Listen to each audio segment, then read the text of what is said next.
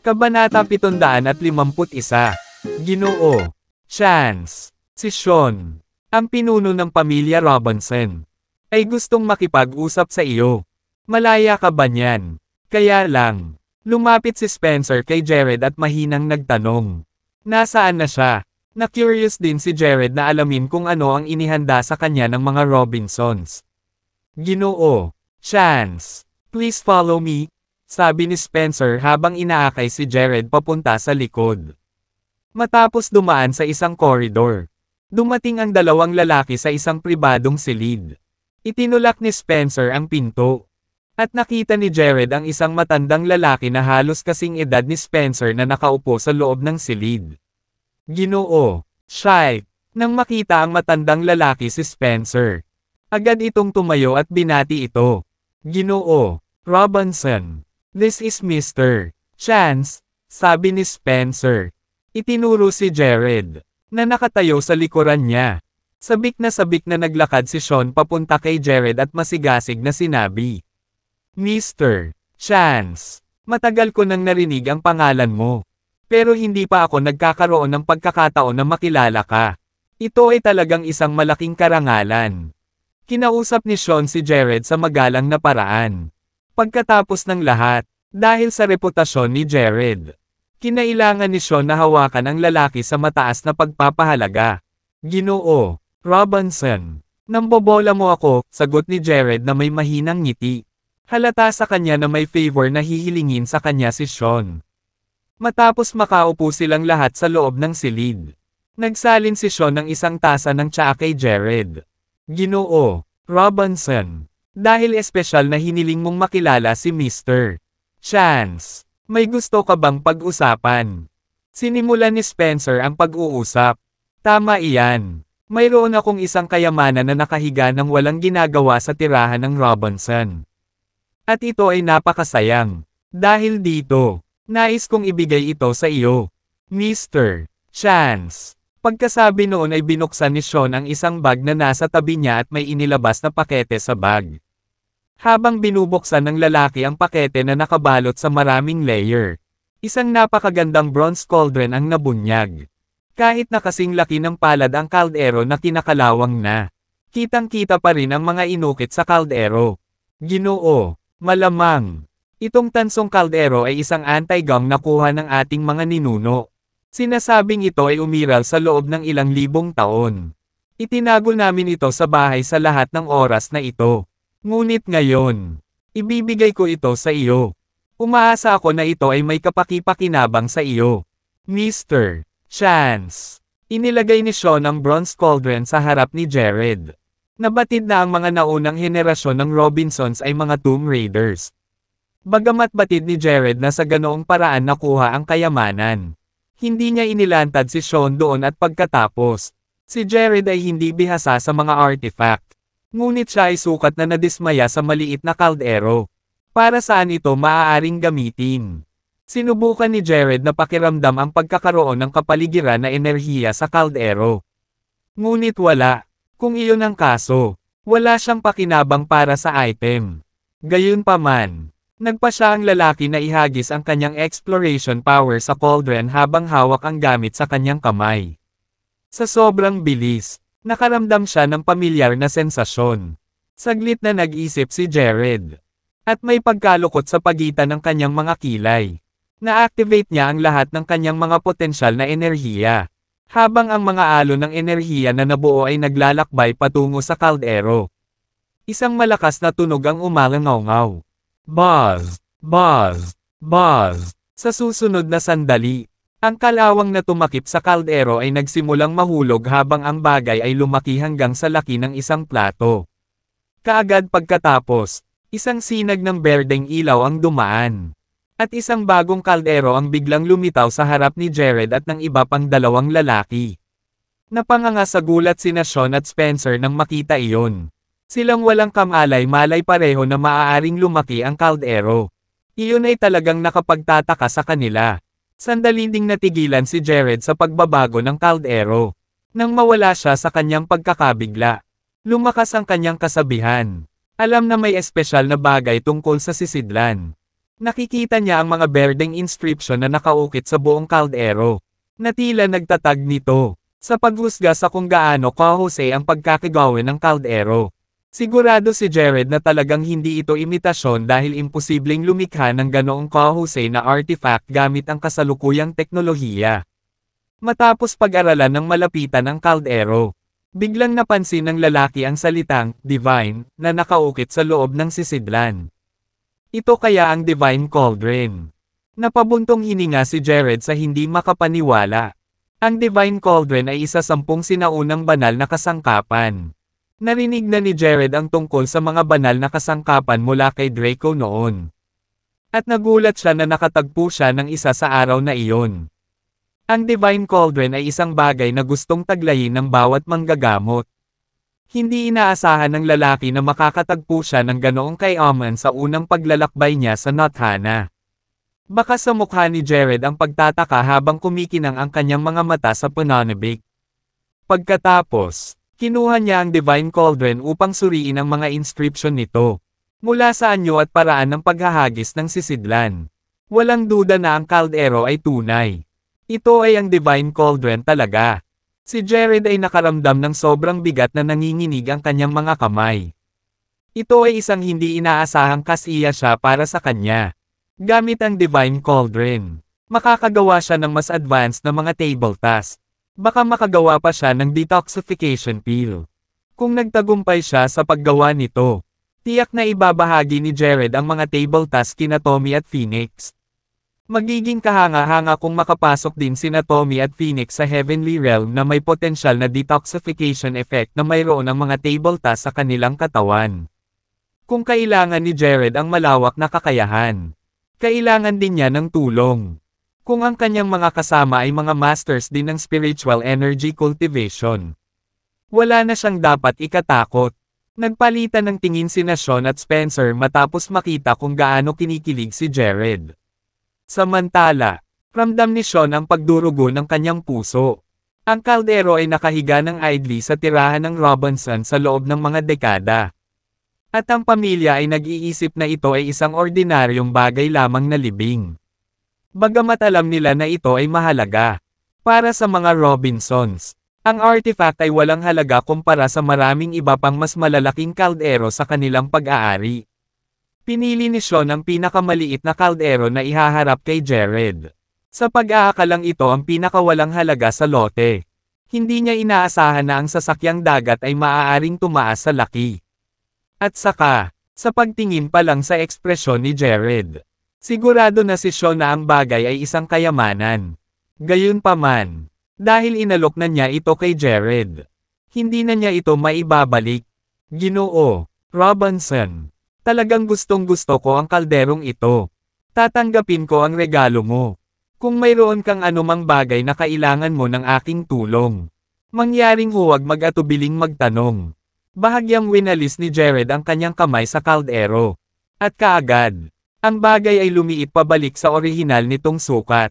Matapos marinig ang sinabi ni Jared, natuwa si Sean, at agad na nawala ang pagkadismaya na naramdaman niya kanina. Sa kanyang mga mata na kumikinang sa pananabik, sinabi niya, Mr. Pagkakataon, dahil nabanggit mo ito, mayroon talagang isang bagay na kailangan ko ng tulong sa.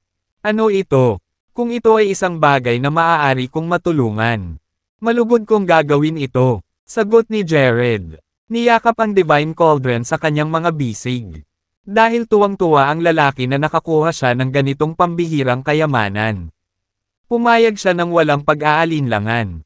Pagkatapos walisin ng sulyap kay Spencer, sinabi ni Sean kay Jared, Mr. Chance, I have heard that, bukod sa skill ka sa martial arts, walang kapantay ang medical skills mo. Sa totoo lang, may malubhang karamdaman ang aking asawa. Sana ay makatulong ka sa pagpapagamot sa kanya. Librehin mo. Nagulat si Jared sa kahilingang iyon. Hindi niya inaasahan na bibigyan siya ni Sean ng ganito kagandang regalo para lang magamot niya ang asawa. Bukod dito, sa paghusga sa kung gaano kalapit sina Spencer at Sean, Naisip ni Jared kung anong uri ng sakit ang mayroon ang asawa ni Sean na kahit na ang pinuno ng Herb Palace ay hindi kayang pagalingin. Ginoo Robinson, hindi ba kayang gamutin ni Mr. Shite ang asawa mo? Nagdududang tanong ni Jared. Namula ang mukha ni Spencer sa tanong na iyon. At sumagot siya, Mr. Chance. Nahihiya akong aminin sa ilang beses ko na siyang sinubukang gamutin pero walang silbi. Kung ito ay isang bagay kahit na si Mr. Shite ay hindi kayang pagalingin. Sa palagay ko ito ay isang napakabihirang sakit. Pupunta ako sa bahay mo bukas para tingnan, sang-ayon ni Jared. Tumango ang ulo, dahil malalim na ang gabi. Pakiramdam ni Jared ay hindi nararapat na makakita ng babaeng pasyente sa oras na iyon. Maraming salamat, Mr. Chance. Salamat. Labis na nagpasalamat si Sean kay Jared matapos pumayag ang lalaki na ipagamot ang kanyang asawa. Ginoo Robinson, maaari mong ihinto ang pag-aalala ngayon. With Mr. Chance's medical skills, walang sakit na hindi niya kayang gamutin. Bukod dito, eksperto din si Mr. Chance sa paggawa ng mga table tasks. Ang kanyang mga table tasks ay nakakatulong sa pagpapalakas ng konstitusyon ng katawan ng isang tao gayon din sa pagpapagana ng kaligtasan sa mga lason. Sinimulang purihin ni Spencer si Jared habang si Sean naman ay walang tigil na tumango bilang pagsang-ayon. Walang magawang sumulyap si Jared kay Spencer. Sa gayong pambabala, hindi nakakagulat kung si Sean ay humiling din ng dalawa sa mga tabletang iyon. Gusto ni Spencer na sumama sa kanila para masaksihan kung paano ginagamot ni Jared ang kanyang mga pasyente para may matutunan siya rito. Nanatili ang mga Robinson sa kanlurang suburb ng Light Spring. Ang kanilang marangyang tahanan ay sumasaklaw sa mahigit 10 ektarya ng lupa. Isang tingin at kahit sino ay masasabi na ang Robinsons ay isang mayamang pamilya. Nangunguna si Sean at sinabing, Mr. Chance, nasa unahan lang. Kakalipat lang namin dito. Masyadong maliit ang dating lugar. Ginoo Robinson, masyado kang humble. Ang iyong lumang lugar ay may libo-libong metro kwadrado ng lupa. Paano mo ito matatawag na maliit? Masyado kang mayaman para sabihin mo iyan. Pang-asar ni Spencer. Hahaha. I'm sure for martial experts like you and Mr. Chance, money is a common thing. Natatawang sabi ni Sean. Sa sandaling pumasok si Jared sa tirahan ng Robinson. Naramdaman niyang may hindi tama. Parang natabunan ng kung ano ang buong bahay. Gaano man kaliit ang paglilipat ng enerhiya sa kasalukuyang lipunan. Hindi ito magiging ganap na wala. Gayunpaman, sa sandaling pumasok si Jared. Ang paunang naramdaman niya ay ganap na naglaho. Para siyang na-vacuum. Ganon din ang naramdaman ni Lyanna. Para sa isang taong maaaring gumawa ng mangkulam. Siya ay pare-parehong pag-ikot sa aura sa kanyang paligid. Pagpasok niya ay sumimangot din siya. Tinanong siya ni Jared, nararamdaman mo ba na may mali? Tumango siya. Sa sandaling pumasok ako sa looban. Pakiramdam ko ay nasasakal ako. Ang aking enerhiya ay tila na block ng isang bagay. At hindi ko mailabas ang aking enerhiya mula sa aking elixir field. Ngumiti si Jared at hindi nagsalita. Alam niyang may nagsagawa ng arcane array sa Robinsons. Hindi niya alam ang dahilan. Kailangan muna niyang tingnan ang pasyente. Kung ang kondisyon ng pasyente ay walang kinalaman sa arcane array, hindi babanggitin ni Jared ang anumang bagay tungkol dito. Pinakamabuting iwasan niya ang hindi organisasyong gulo. Ginoo. Pagkakataon, hayaan mong ipagtimpla kita ng isang tasa ng tsaa. Umupo ka muna. Nang makapasok sila sa silid. Inanyayahan ni Sean si Jared na maupo habang inihahanda niya ang mga pampalamig. Mabilis na sinabi ng isang kasambahay kay Sean. Matandang Mr. Robinson, hayaan mo akong gawin ito. Ito ay isang trabaho para sa mga tagapaglingkod pagkatapos ng lahat. Kinawayan ni Sean ang kanyang kamay at sinabing, hindi na kailangan. Umakyat ka at ibaba mo si Mrs. Robinson. Sabihin mo sa kanya na may mga bisita tayo. Tumango ang kasambahay at umalis. Nang matapos si Sean sa pagtimpla ng tsaa, umupo siya sa sopa at sinabing, Mr. Pagkakataon, Subukan ito. Mr. Shike. Ikaw din. Ang bagong tsaang ito ay medyo bihira. Niyaya ni Sean si Spencer na uminom din ng tsaa. Ngumiti si Jared. Sa totoo lang, hindi siya marunong magpahalaga sa tsaa. Para sa kanya, pare-pareho ang lasa ng lahat ng tsaa. Nagsimula silang magkwentuhan habang umiinom ng tsaa. Ginoo, Robinson, nakakuha ka ba ng master na tumingin sa paligid noong itinatayo mo itong mansyon? Hindi maiwasang magtanong ni Jared. Oo, ginawa ko. Ang lokasyon, konstruksyon, at maging ang layout ay pinayuhan ng guro. Mahigit 5 milyon ang ginastos ko. Narinig ko na ang master na ito ay mula sa Turkle. At sikat na sikat siya. Matapat na sinabi ni Sean kay Jared. Turkle. Hindi ito narinig ni Jared noon pa man. Gayunpaman, si Laina, na nakikinig sa kanila sa lahat ng oras, ay bumulalas. Ang mga tao mula sa Turkle ay nagbibigay ng mga konsultasyon sa geomancy. Kung gayon, ang iyong pamilya ay dapat natanggapin. Ang malaking bayad ay nasa tabi ng kung wala kang koneksyon. Walang paraan na kahit sino mula sa Turkle ay makakatulong sa iyo. Tinanong ni Jared, Laina, alam mo ba ang tungkol sa Turkle? Siyempre, ang Turkle ay itinatag ng kilalang Master Declan Neighborhouse sa Timog Kanluran. Pinagsama niya ang iba pang geomancy technique at nag-imbento ng sarili niyang Dragon Crushing Formation. Magiging mahirap para sa kahit na mga martial arts grandmaster na makaalis dito. Kapag sila ay nakulong sa isa. Kaya sikat na sikat ang Turkle sa ating rehiyon. Paliwanag ni Laena. Tumango si Jared. Hindi niya inaasahan na ganoon kalakas si Turkle. Kaya naman, tinanong niya si Sean, Mr. Robinson, paano mo nalaman ang tungkol kay Master Declan? Kung tutuusin, libo-libong kilometro ang agwat nila. Gaano man ka-impluwensya ang Turkle. Hindi ito posible para sa kanila na umabot sa ngayon. Kilala siya ng aking bunsong anak at dinala siya rito upang tingnan. Anong problema, Mr. Chance? May problema ba sa bahay? Napatingin si Sean kay Jared nang may pagtatanong. Tumawa si Jared at sumagot. Hindi, wala lang. Dahil ang anak ni Sean ang nagdala sa guro sa bahay. Magiging mahirap para kay Jared na magbigay ng anumang komento.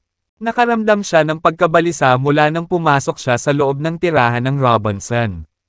Sapat na iyon para matiyak ni Jared na ang bahay ay naapektuhan ng arcane array. Baka magkasakit ang asawa ni Sean dahil doon. Maya-maya lang. Lumitaw ang isang medyo may edad na babae sa isang wheelchair na itinulak ito ng isang katulong. Ang ginang ay mukhang haggard. At ito ay maliwanag na siya ay nawala ang kanyang mga binti. Ginoo, Chance, this is my wife, Jane Sully. Pakilala ni Sean. Lumingon siya kay Jane at sinabing, Jane, siya yung kinukwento ko sa'yo kay Mr. Chance. Sigurado akong kaya niyang gamutin ang sakit ng ulo mo. Ginang, Robinson, ikinagalak kitang makilala. Tumayo si Jared at nakangiting sinalubong ang asawa ni Sean. Ginoo, Chance, ikinagalak din kitang makilala. Pinag-aralan ng mabuti ng babae si Jared at tinignan siya ng kakaiba. Marahil, ang hitsura ng kanyang kabataan ay naging sanhi ng kanyang pagdududa sa kanyang mga kakayahan. Kung tutuusin, kahit ang Palace Chief ng Herb Palace ay walang magawa sa aking karamdaman. Ano nga ba ang magagawa ng isang binata sa edad na 20s para sa aking karamdaman? Jane, sabihin mo kay Mr. Chance ng detalyado ang kalagayan mo. Hayaan mong tingnan mo siya. Sumenya si Sean sa mga katulong na umalis na sila. Tinulak niyang mag-isa ang wheelchair. Ang mag-asawa ay tila sobrang mapagmahal. Nang makita na ang kanyang asawa ay nawala ang kanyang 2 binti at naging isang pile. Isang tycoon na tulad ni Sean ay nagpasya pa rin na manatili sa kanyang tabi at tretuhin siya ng may pagmamahal. Ang isang tapat na lalaki na tulad niya ay napakabihirang talaga. Sa pagsaksi sa eksena, malaki ang ipinagbago ng pananaw ni Jared kay Sean. Kinawayan ni Jared ang kanyang kamay at sinabing, ayos lang, Mr. Robinson. May magandang ideya ako sa kalagayan ng asawa mo. Gawin mo. Natigilan si Sean at hindi makapaniwalang tumingin. Niwala man lang siyang nakita o naririnig sa pulso nito. Paano niya malalaman kung ano ang dinaranas nito? So, Mr. Chance, anong problema ko?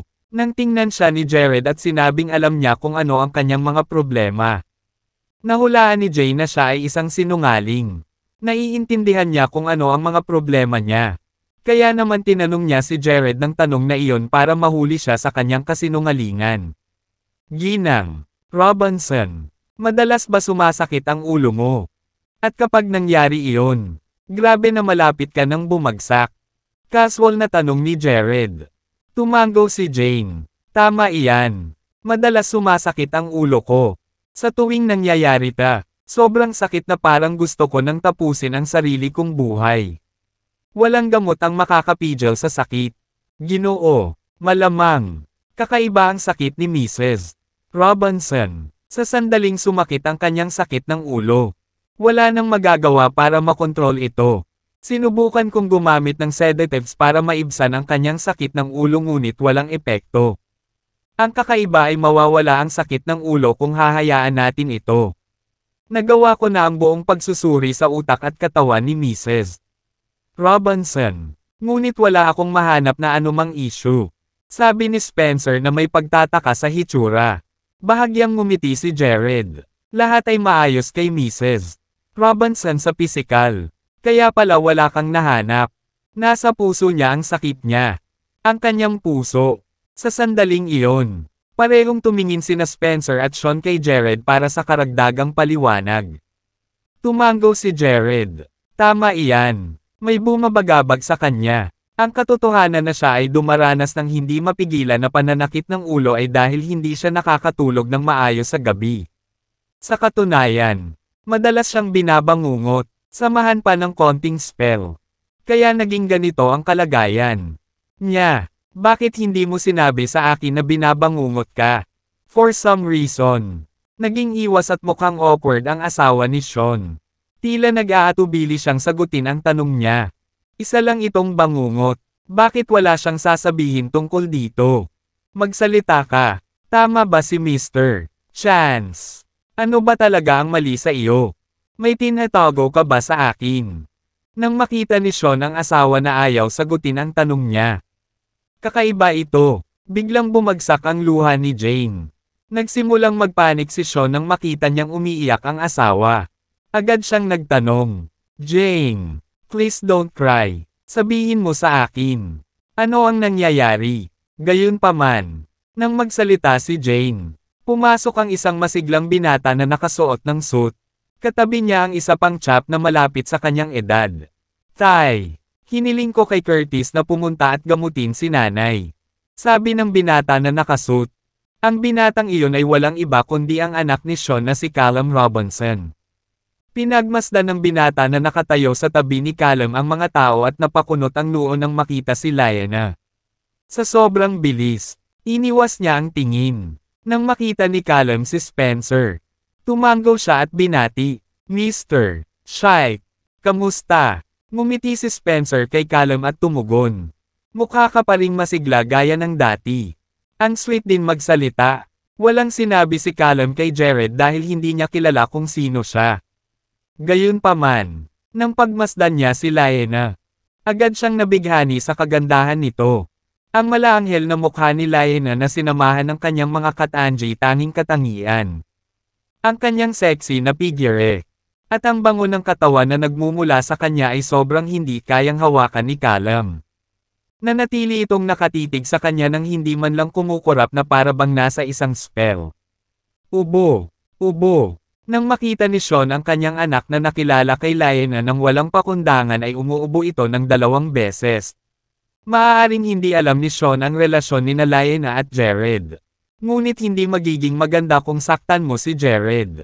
Nang marinig ni Callum ang pag-ubo ng kanyang ama ay nanambalik ang kanyang katinoan. Tay, sino ang magandang nilalang na ito?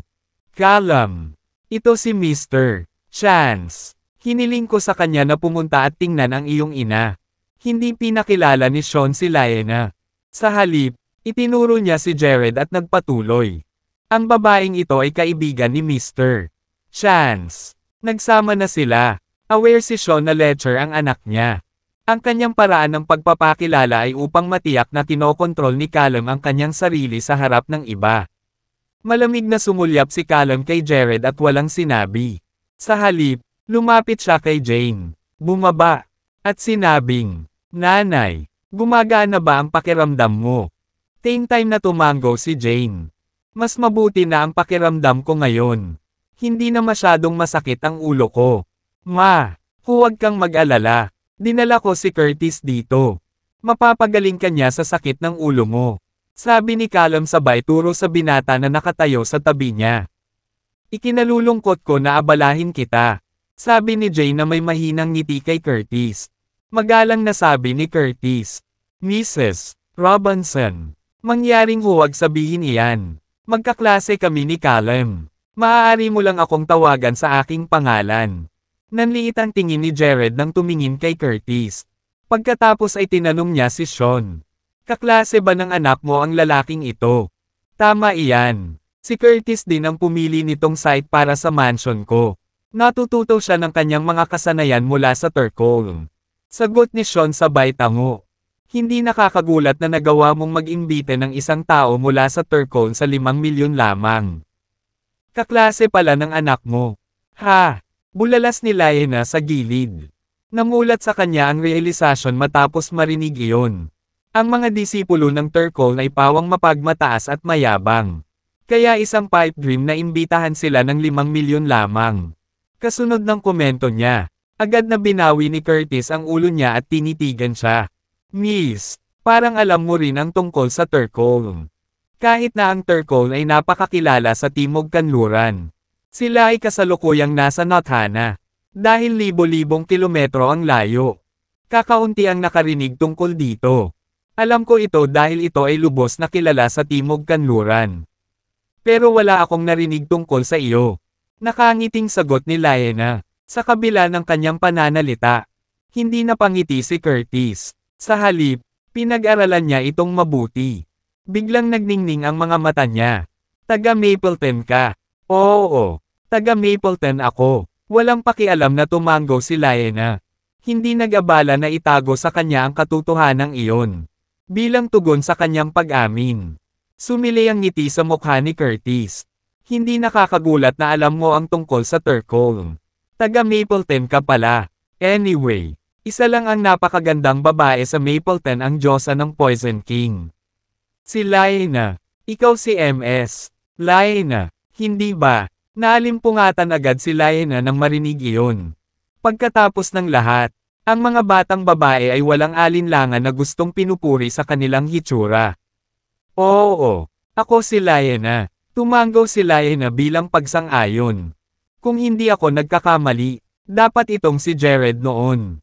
Curtis ventured. Shifted his gaze to Jared. Paano mo siya nakilala? Natigilan si Lyanna. Marahil lahat ng tao sa Timog Kanluran ay nakakakilala sa kanya dahil kakaunti ang maglalakas loob na pumatay sa tagapagmana ng Empyrean Sect. Ang pinuno ng Empyrean Sect, si Hayden, ay galit na galit at kasalukuyang hinahanap kayong dalawa kahit saan. Kahapon, sinalakay ng mga mula sa Empyrean Sect ang Mapleton, na nagdulot ng malaking casualty. Kung hindi dahil sa pagpasok ng presidente ng martial arts. Malamang na nabura na si Mapleton. Panunuya ni Curtis. Kumirot ang puso ni Lyanna nang marinig na halos malaglag si Mapleton. Habang siya ay umalis at hindi na babalik sa natitirang bahagi ng kanyang buhay. Siya ay nagdadalamati pa rin sa balita. Kilala mo ba siya? Pabor ba ako at ipakilala mo kami? Please. Sana'y nakiusap si Callum. Na agad na lumapit nang makitang kakilala ni Curtis si Lyanna. Mukhang nagkaroon siya ng interes kay Lyanna. Sumulyap si Curtis sa kanya. Bumulong-bulong. Kung ayaw mong mamatay, mas mabuti na huwag mo siyang kilalanin. Sa babalang iyon, mabilis na humina ang sigasig ni Callum. At maamo siyang bumalik sa tabi ng kanyang ina. Umupo ka muna. Inay, ipapagamot kita kay Curtis. Nakayuko niyang sabi sa ina. Nang marinig iyon ni Sean. Bumalatay sa mukha niya ang kahihiyan. At sinulyapan niya si Jared. Tinanong niya si Jared. Ngunit may iniimbitahan din ang kanyang anak. At si Curtis iyon. Dahil dito, hindi niya masabi sa lalaki na umalis. Kung ordinaryong doktor lang, matagal na niyang ipinakita sa lalaki ang pinto. Pero ngayon, dapat ko bang ipagamot kay Curtis o Jared ang sakit ng asawa ko? Naging awkward ang mga pangyayari dahil hindi niya lubos maisip. At si Spencer ay medyo nahihiya. Siya ang taong humikayat kay Jared na pumunta. Ngunit ang mga bagay ay naging napakagulo. Kaya naman, lumapit siya kay Jared at bumulong. Mr. Chance, hindi alam ni Callum na inimbitahan ka namin. Kaya huwag kang magtampo. Nakangiting umiling si Jared at sumagot. Okay lang. Naalimpungatan si Sean nang makita niyang hindi nasaktan si Jared. Kung ganoon, mangyaring tingnan ang aking asawa. Si Curtis. Sinenyasan niya si Curtis na tingnan si Jane. Ibinigay lamang ni Jared ang kanyang diagnosis nang hindi sinusuri ang kanyang asawa kanina. Kaya medyo nag-aalinlangan siya. Nambobola mo ako, Mr. Robinson. Titingnan ko kaagad si Mrs. Robinson. Pagkasabi nun, humakbang si Curtis papunta kay Jane.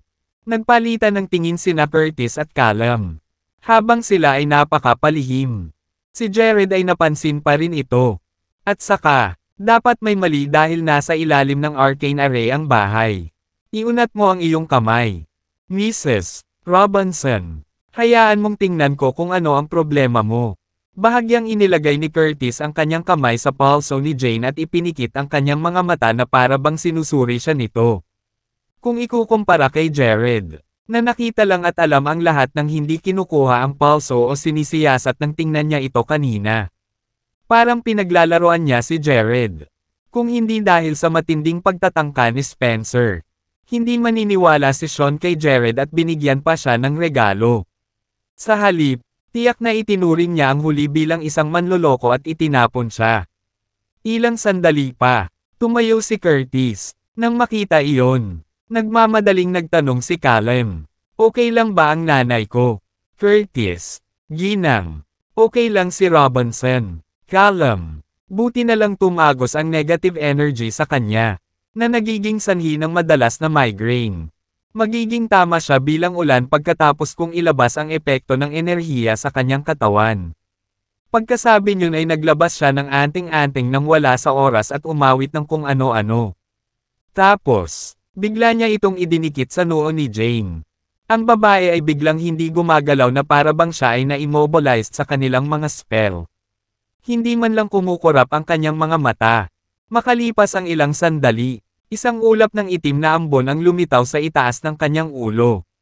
Ang itim na ambon na iyon ay tila buhay. Dahil agad itong nagkaroon ng isang humanoid na anyo pagkatapos na iwan ang kanyang katawan at sumugod patungo sa bintana. Hinding-hindi ka makakatakas. Ferromfing. Kinuha ni Curtis ang isang porselana na bote mula sa kanyang bulsa at itinapon ito sa itim na ambon. Ang itim na ambon ay agad na sinisipsip sa bote ng porselana. Si Sean ay ganap na natulala sa lahat ng nangyari sa kanyang mga mata. Isa lamang siyang nakakita ng ordinaryong tao. Kaya hindi pa siya ganoong eksena.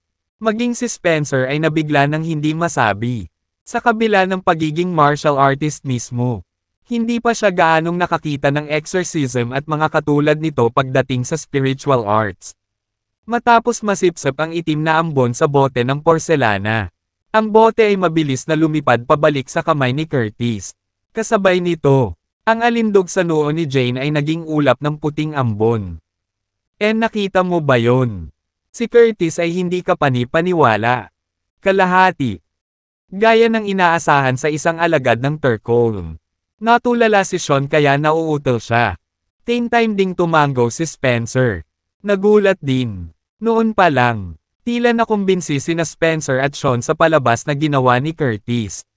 Si Sean, lalo na, ay tila nakalimutan ang tungkol sa presensya ni Jared. Hindi naman sa snob siya. Pero dahil ordinaryong tao, hindi pa siya nakakita ng ganoong bagay. Kaya naman, matagal na siyang kumbinsido matapos itong masaksihan ng sarili niyang mga mata. Para sa kanya, si Curtis ay katulad ng Diyos mismo. Naabsorb ko na ang epekto ng enerhiya sa katawan ni Mrs. Robinson. Kaya magiging maayos na siya simula ngayon. Malungkot na paniniguro ni Curtis pagkatapos itabi ang bote ng porselana. Nakakamangha ka talaga, Curtis. Maraming salamat. Sabihin mo sa akin kung paano mo gustong gantihan kita. Sabi ni Callum sa tuwa. Callum, magkaklase tayo. Kaya huwag na nating pag-usapan ang kabayaran sa pagpapagamot sa iyong ina. Nakangiting tanong ni Curtis. Curtis, bagamat kaklase ka ni Callum, hindi naman siguro namin kayo matutulungan ng walang kabuluhan. Alam kong pinagbabawalan ka ng mga patakaran na gumawa ng walang kabuluhang paglalakbay. Kung hindi, mapuputol ito sa iyong habang buhay. Sabihin mo lang sa akin kung ano ang gusto mo sa amin. Segunda ni Sean sa sobrang lakas. Natural na tuwang-tuwa siya dahil gumaling ang kanyang asawa. At that, Curtis replied sheepishly, I didn't expect you to be aware of the industry rules. Mr. Robinson, dahil mapilit ka, may hihingin ako sa iyo. Kung gayon, sige na, basta it's something within the capability of the Robinson family. I'll definitely give it to you. Giit ni Sean habang tinatapik ang dibdib. Nabalitaan ko na mayroon kang guilt pot. Mr. Robinson, may pagkahilig ako sa ganoong bagay. Kaya iniisip ko kung tot-utol ka. Habang nagsasalita si Curtis, pinagmasdan niya ang ekspresyon ni Sean. Nang makita niya ang pagbabago sa ekspresyon ng huli, natigilan siya sa kalagitnaan ng pagbigkas. Kumunat ang noo ni Sean. Nakaramdam siya ng matinding lungkot. Paborito niya ang guilt pot na iyon. Nabalitaan na ito ay hinukay mula sa mausoleum ng isang reyna at napakaganda. Gayunpaman, nagsalita na si Curtis, at hindi lamang niya pinagaling ang asawa ni Sean. Ngunit si Sean din mismo ang nagbigay ng kanyang salita. Kung tatanggihan ko ang pagpasok niya ngayon, mapahiya lang ako. Sige, kung ganoon, dahil nagustuhan mo, ireregalo ko sa iyo. Pagsuko niya ng walang magawa. Pagkatapos ay tumingin siya sa isang katulong, kung saan nagmamadaling umalis ang huli. Maya-maya, bumalik ang katulong na may dalang isang guilt pot. Curtis, ang guilt pot ito ay lumalabas. Kaya panatilihin itong ligtas. Kinuha ang guilt pot mula sa katulong. Iniharap ito ni Sean kay Curtis.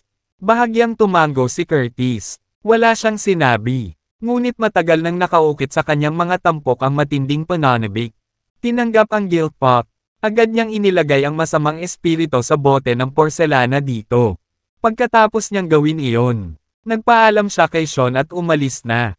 Nako, napatigil siya ni Jared nang akmang aalis na siya.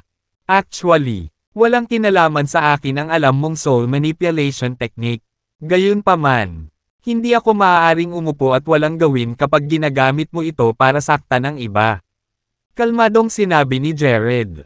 Sa sandaling binigkas niya ang mga salitang soul manipulation technique. Nag-crack ang dating mayabang na ekspresyon ni Curtis. Kasabay nito ang pagkibot ng gilid ng mga mata ni Callum. Sino ka sa tingin mo para pigilan si Curtis na umalis? Humakbang si Callum at nagtanong na may galit na nakasulat sa buong mukha niya.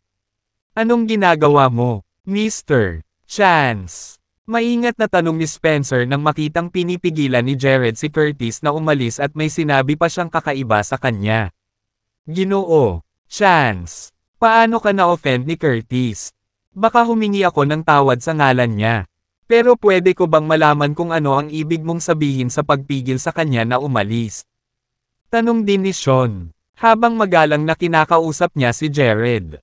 Halatang may bahid ng hinanakit ang boses nito. Sa bagay, kagagaling lang ni Curtis sa kanyang asawa. Kaya sobra-sobra.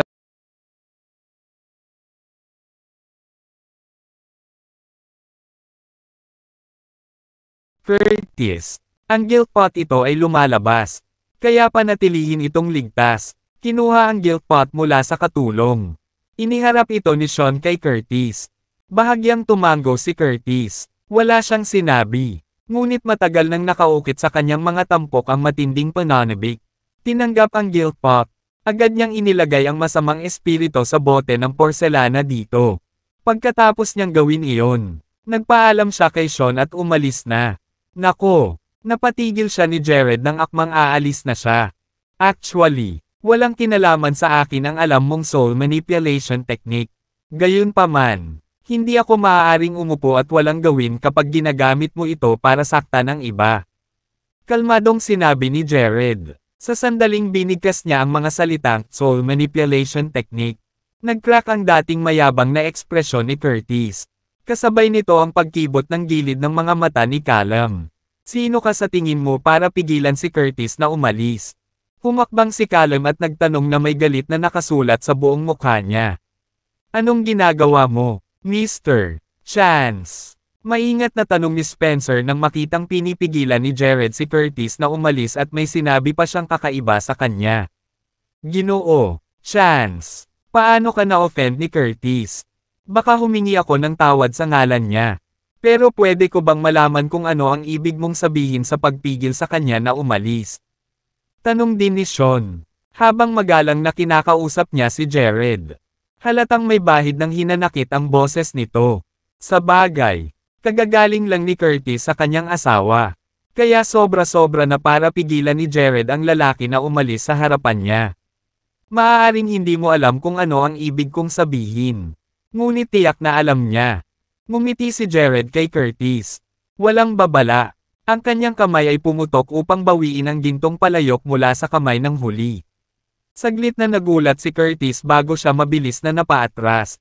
Samantala, galit na galit si Callum nang makitang nakikipagpisikal na talaga si Jared kay Curtis at inihampas ang kamao sa lalaki. Tumigil ka, Callum! Sigaw ni Spencer. Humakbang sa harapan ni Jared nang makita iyon. Ginoo, Shike, ikaw ang nagdala sa kanya dito. Hindi ba, sinasadya ba niya ang pagkukulang kay Curtis dahil nahihiya siya? Tanong ni Callum sabay bagsak ng kamay. Hindi rin alam ni Spencer kung ano ang ginagawa ni Jared. Kaya napabalikwas lang siya ng tingin sa lalaki. Ano ba talaga ang problema dito? Mr. Chance? Tanong niya. Naramdaman niya na si Jared ay hindi isang maliit na tao at tiyak na hindi gagawa ng hakbang laban kay Curtis dahil doon lamang. Dahil curious kayong lahat, ipapakita ko sa inyo ang ibig kong sabihin. Pagkasabi noon, biglang itinaas ni Jared ang dalawang kamay at nagpakawala ng lakas sa bilis ng kidlat. Sabay-sabay na kumislap ang puting ilaw sa kwarto. Kasunod nito, nabigla ang lahat ng naroroon. Sa sobrang takot ni Jane ay napahiyaw siya sa taas ng kanyang mga baga. Nakikita nilang lahat ang maraming ulap ng itim na ambon na lumulutang sa paligid ng silid at may iba't ibang hugis tulad ng mga masasamang espiritu para sa dugo. Ang mga ulap ng itim na ambon ay eksaktong kapareho ng mga hinihigop ni Curtis sa bote ng porselana kanina. Gayunpaman, napakarami noon na napuno nila ang buong silid. Maliban kay Jared at Curtis. Ang mga mukha ng lahat ng nandoon ay namumula sa takot. Maging si Spencer, na matagal nang nakaranas at nagtanim, ay natakot sa eksenang nasa harapan niya at nanginginig ng husto. Dahil sa takot, nagtago si Lyanna sa likod ni Jared. Parehong nakita ni Tommy at Phoenix ang mga ganoong bagay habang sinusundan si Jared sa paligid. Ngunit pareho silang namutla nang makita ang napakaraming masasamang espiritu na nagkatawang tao. Habang ang lahat ay nanginginig tulad ng isang dahon. Si Jared ay nagwagayway ng isang kamay. Kung saan ang lahat ng itim na ambon ay nawala. Muling bumalik ang silid sa orihinal nitong estado. Mr. Pagkakataon. Ano ang lahat ng iyon? Don't tell me multo sila. Tanong ni Spencer kay Jared pagkatapos huminga ng malalim. Sa mismong sandaling iyon. Takot na takot si Sean kaya napayuko siya sa sopa. Nanginginig na walang tigil. Katotohanan, siya ay parang anino ng kanyang dating sarili. Nagbago ang ekspresyon ng mukha ni Callum. At tumubo siyang lumapit kay Curtis. Ang iyong nakita ay isa lamang sa mga kaluluwa mula sa 3 kaluluwa at 7 pandama ng isang tao. Kapag may namatay, ang kanyang 3 kaluluwa at 7 pandama ay umalis sa katawan. Matapos maglaho ang 7 pandama, ang makalangit na espiritu ay aakyat sa langit habang ang makalupang espiritu ay babalik sa lupa. At ang espiritu ng katawan ay babalik sa ikot ng reinkarnasyon. Ang mga ulap ng itim na ambon ay mga makalupang espiritu. Kilala rin sila bilang mga multo. O mas karaniwang mga multo. Paliwanag ni Jared kay Spencer. Bagamat naliligaw pa rin si Spencer. Parang may nahawakan siya. Nagpatuloy siya sa pagtatanong. Ang soul manipulation technique ba na binanggit mo kanina ay ginamit para manipulahin ang mga multo? Tumango-tango si Jared na sumagot. Exactly. Ang mga multo ay mga nilalang ng enerhiya lamang. Sila ay orihinal na mahina at hindi posibleng makapinsala sa mga tao. Ngunit kung ang isang tao ay sadyang manipulahin sila at gamitin sila ng enerhiyang enerhiya, ang mahihinang multo ay magiging masasamang espiritu at makakasama sa iba. Matapos marinig iyon, agad na bumungad kay Spencer ang realisasyon. At naunawaan niya kung bakit ngayon lang gustong kumilos ng lalaki laban kay Curtis. Malamang, ito ay dahil ginagamit ni Curtis ang soul manipulation technique para saktan si Sean at ang kanyang pamilya. Ngunit pagkatapos, pinagaling niya si Jane kanina. At nakita namin ang isang ulap ng itim na ambon na umaalis sa kanyang katawan gamit ang aming sariling mga mata. Lalo siyang naguluhan. Hindi niya lubos na iniisip kung ano man ang nangyayari noon dahil wala siyang alam tungkol sa paglilinis na sining. Kahit ano pa, parte ka ng pamilya Robinson. Gayunpaman, nagdudulot ka ng malaking pinsala sa iyong pamilya. Alam mo ba na mayroong banal na paghatol sa kalidad ng mundo? Pahayag ni Jared. Napatitig ang mga mata niya kay Callum. Anong kalokohan ang pinagsasabi mo? Wala akong maintindihan kahit isang salita. Umungol si Callum. Nagbago ang ekspresyon ng mukha niya. Ano ba talaga ang nangyayari dito? Mr. Chance. Tanong ni Sean. Naglakad papunta kay Jared matapos makabawi sa takot. Siya ay naguguluhan. Sa pagtingin sa kanya, nakangiting ibinunyag ni Jared. Ang iyong bahay ay nasa ilalim ng isang arcane array. At ang mga multo ay nasa lahat ng dako sa bahay na ito. Natatakot ako na ang buong pamilya mo ay hindi na mabubuhay ng matagal. Nang marinig iyon ni Sean, naging malungkot ang kanyang ekspresyon. Pakidetalye pa, Mr. Chance. Anong ibig mong sabihin? Hindi niya talaga maintindihan kung sino ang gugustuhing saktan ang kanyang pamilya. Ginoo, Robinson, sinabi mo sa akin na si Curtis ang pumili ng lugar na ito para itayo mo ang iyong bahay. Oo, tanong ni Jared. Oo, ang buong lupain, kasama ang istruktura at layout, ay pinili ni Curtis ng maingat. Pagtibay ni Sean na may isang tango. Itong lupain na pinili mong pagawaan ng bahay ay masama. Ang masama pa, isa rin itong lugar na may maraming epekto ng enerhiya. Lahat na ginagawang perpekto ang lugar na ito para sa pagpapalaki ng mga multo. Ang iyong bahay ay itinayo din sa paraang nag-aanyaya ng kalamidad. Pagkatapos ng lahat, ang istruktura at layout ng isang bahay ay kinakailangan din upang mapanatili ang balanse. Naniniwala akong naiintindihan mo na ngayon ang nangyayari. Hindi ba? Nagpaliwanag si Jared. Mula nang tumuntong siya sa looban. May naramdaman siyang mali. Hanggang sa pumasok siya sa mansyon ay napagtanto niyang nasa ilalim ng arcane array ang bahay. Gayunpaman, pagkatapos lamang niyang makita si Curtis na nagpapatawag ng tontoneladang multo gamit ang soul manipulation technique saka lang niya napagtanto na ang lupain ay masama. Tulala man si Sean ay naiintindihan niya pa rin ang ibig sabihin ng lalaki noon. Hindi lamang ang lugar ang napili ni Curtis, kundi ang huli rin ang nagdisenyo ng istruktura at layout. At saka, bihasa pa siya sa soul manipulation technique. At ang bahay na ito ay puno ng mga multo. Higit sa lahat, kaklase niya si Callum. Matapos iugnay ito sa sinabi ni Jared kanina. Agad na namulat ang lalaki. Matawa na tinitigan ni Sean ang anak. Puno ng pagdududa at hinala ang mga mata nito. Ano ba talaga ang nangyayari dito? Callum. Tanong niya na may malamig na ekspresyon. Tay, huwag kang makinig sa kalokohan niya. Sa tingin mo ba sasaktan ko kayong dalawa? Paano ko magagawa iyon? Hindi rin gagawin iyon ni Curtis. Siya ang aking matalik na kaibigan.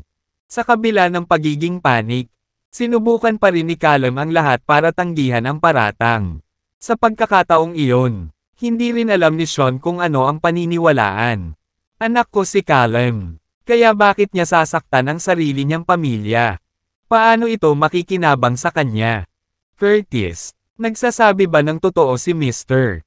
Chance? Sinadya mo bang pumili ng masamang lupain at gumawa ka pa ng isang arcane array sa bahay? Tanong ni Sean na lumingon kay Curtis. Dahil walang alam si Callum. Marahil ay niloko niya si Callum at palihim na ginawa ang lahat ng iyon. Gayunpaman, hindi siya pinansin ni Curtis. Sa halip, tiningnan niya si Jared na may singkit na mga mata at sinabing, "Hindi ko akalain na magiging dalubhasa ka rin sa pagtatayo ng sining. Dahil nagawa mong patayin si Carlos, tiyak na nasa bingit ka ng pagkamit ng ranggo ng Senior Grandmaster. At ngayon, alam mo na ang tungkol sa pag-iisip na sining. Henyo ka talaga, considering your age. Ganyan din ang masasabi tungkol sa iyo kapag pinagkadalubhasaan mo ang iyong murang edad." Nang hihinayang, mali ang tinahak mong daan. Sagot ni Jared na may kasamang malamig na tawa. Haha, maling landas ang tinahak. Natawa si Curtis. Nakaukit sa kanyang mukha ang paghamak. Ang landas na tinahak ko ay hindi tama o mali. Walang sino man ang may karapatang husgahan ako. Natuto ako sa aking mentor sa loob ng 4 na taon at pinagkadalubhasaan ang halos lahat ng nalalaman niya. Maging ang aking nakatatanda, na mahigit 1 dekada nang nag-aaral, ay namumutla sa paghahambing. Sa akin, ako ay isang tunay na henyo. At ako ay walang alinlangan na magiging pinuno ng Turcone sa darating. Bagamat napakalakas mo at tinuturing ding henyo, wala ka sa paningin ko. Masyadong mayabang ang tono ni Curtis. Mga mundong hiwalay sa kanyang hamak na sarili kanina. Dahil inaangkin mo na ikaw ay isang henyo. Nang-ahas ka bang umamin sa aking mga paratang ngayon? Kalmadong tanong ni Jared. Ang kanyang mga mata ay nakikipag-ugnayan sa kasuklam-suklam na lalaki. Siyempre, bakit hindi ako maglakas loob? Ako nga ay pumili ng isang masamang lupain at naglagay ng isang arcane array sa bahay upang gumuhit ng mga multo. Wala pang 1 buwan. Lahat sa pamilya Robinson ay mamamatay sa isang marahas na kamatayan. That was all my doing. Curtis admitted without the slightest hesitation. Nang marinig iyon, napakaliwanag ni Sean na nanginginig ang buong katawan. At nanlalaki ang mga mata sa galit.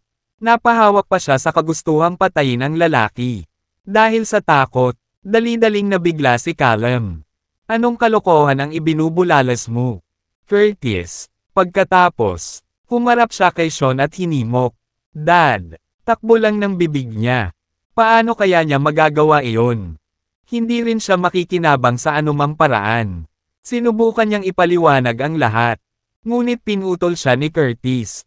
Callum. Hindi mo kailangang magpakita ng palabas o matakot sa kanila kapag nangyari ito. Paano kung malaman nila ang tungkol dito? Tinitigan ni Callum si Curtis at tumahimik.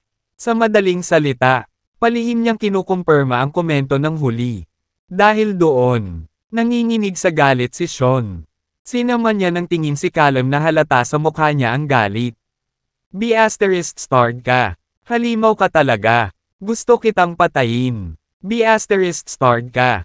Bakit mo ginawa yon? Simula ngayon, hindi nakita anak.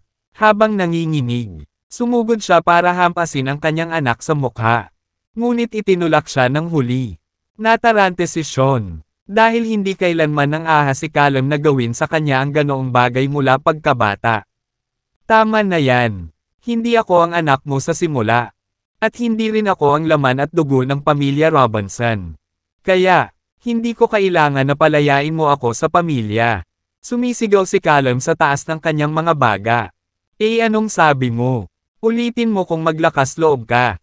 Hindi kailanman sa pinakamalaking panaginip ni Sean ay naisip niya na ang kanyang anak ay maglakas loob na magbitaw ng mga salitang walang kabuluhan.